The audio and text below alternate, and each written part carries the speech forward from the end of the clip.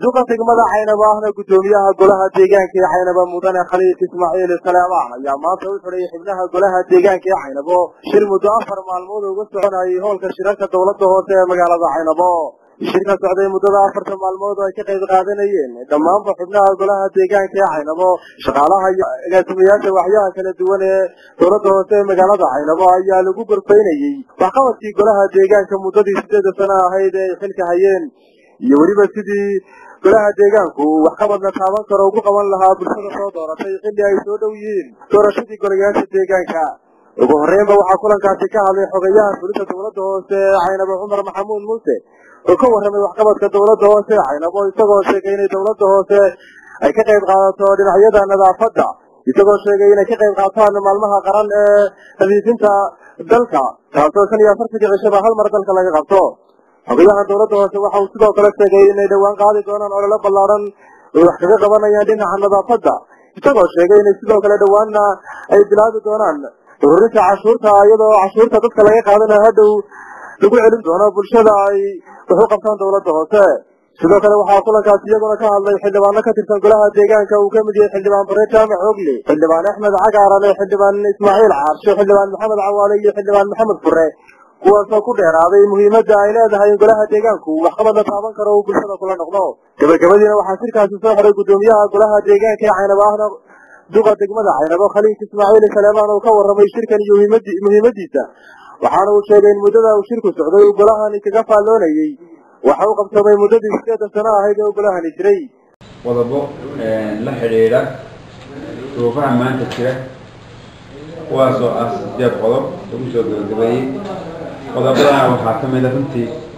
ay ka soo wada qayb galeen xildhibaanada golaha deegaanka waxaa runtii golaha deegaanka ugu deeqeen dadka abaaraysan qarashka dawladda hoose laga bixiyo oo dhan 6 milyan waxaa la isla garowsaday in dakhliga dawladda hoose hoos u dhacay muddadan abaaruhu ay keentay waxaa la ansixiyay in lasoo kormeero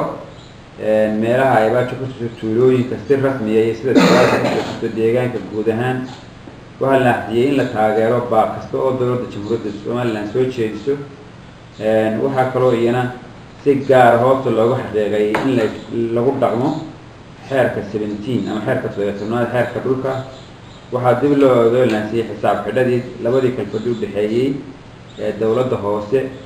runtii qodobada ayaa la isla qaatay markaa golaha deegaanku iyagoo dhan runtii oo dahlan ku aragto go'aankoodii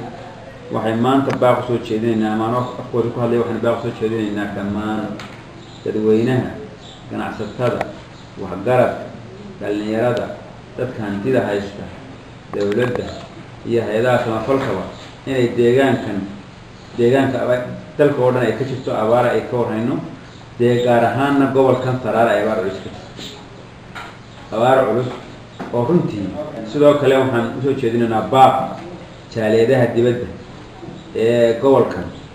ama Somaliland in ay ilna xariis leh ku eegaan